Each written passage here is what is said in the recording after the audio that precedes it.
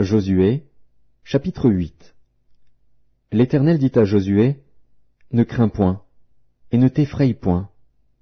Prends avec toi tous les gens de guerre, lève-toi, monte contre Haï. Vois, je livre entre tes mains le roi d'Haï et son peuple, sa ville et son pays. Tu traiteras Haï et son roi comme tu as traité Jéricho et son roi. Seulement vous garderez pour vous le butin et le bétail. Place une embuscade derrière la ville. » Josué se leva avec tous les gens de guerre pour monter contre Haï. Il choisit 30 000 vaillants hommes qu'il fit partir de nuit et auxquels il donna cet ordre. « Écoutez, vous vous mettrez en embuscade derrière la ville. Ne vous éloignez pas beaucoup de la ville et soyez tous prêts. Mais moi et tout le peuple qui est avec moi, nous nous approcherons de la ville. Et quand ils sortiront à notre rencontre, comme la première fois, nous prendrons la fuite devant eux. Ils nous poursuivront jusqu'à ce que nous les ayons attirés loin de la ville, car ils diront, « Ils fuient devant nous, comme la première fois. » Et nous fuirons devant eux.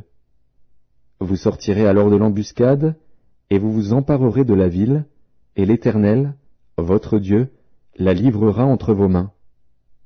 Quand vous aurez pris la ville, vous y mettrez le feu, vous agirez comme l'Éternel l'a dit, c'est l'ordre que je vous donne. » Josué les fit partir, et ils allèrent se placer en embuscade entre Béthel et Haï, à l'occident d'Haï. Mais Josué passa cette nuit-là au milieu du peuple. Josué se leva de bon matin, passa le peuple en revue, et marcha contre Haï, à la tête du peuple, lui et les anciens d'Israël. Tous les gens de guerre qui étaient avec lui montèrent et s'approchèrent. Lorsqu'ils furent arrivés en face de la ville, ils campèrent au nord d'Haï, dont ils étaient séparés par la vallée.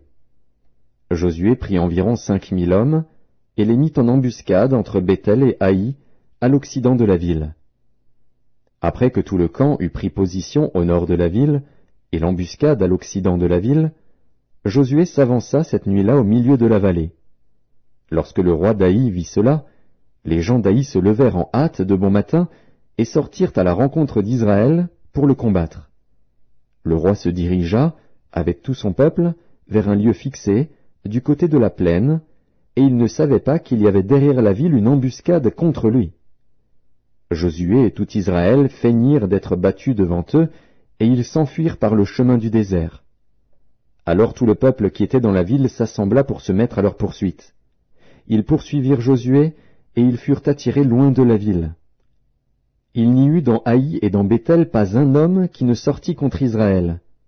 Ils laissèrent la ville ouverte et poursuivirent Israël.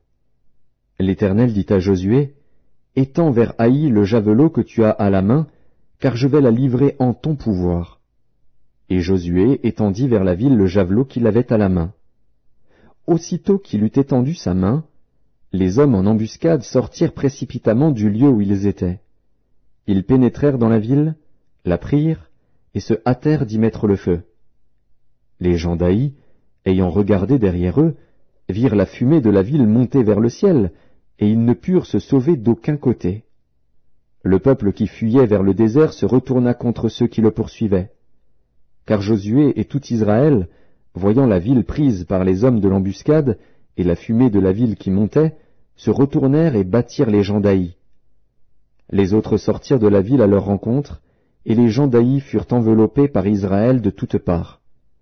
Israël les battit, sans leur laisser un survivant ni un fuyard. Ils prirent vivant le roi d'Haï, et l'amenèrent à Josué.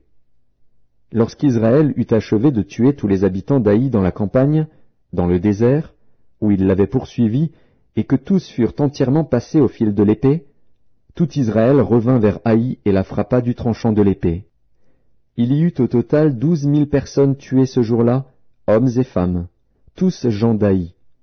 Josué ne retira point sa main qu'il tenait étendue avec le javelot, jusqu'à ce que tous les habitants eussent été dévoués par interdit.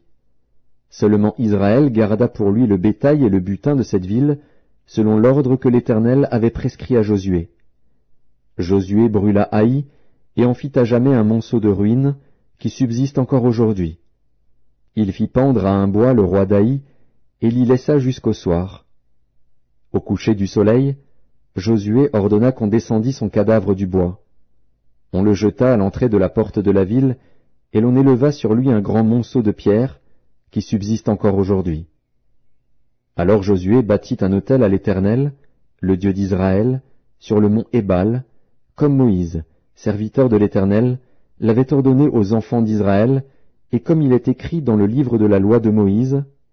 C'était un autel de pierre brute, sur lesquels on ne porta point le fer. Ils offrirent sur cet autel des holocaustes à l'Éternel, et ils présentèrent des sacrifices d'action de grâce. Et là Josué écrivit sur les pierres une copie de la loi que Moïse avait écrite devant les enfants d'Israël.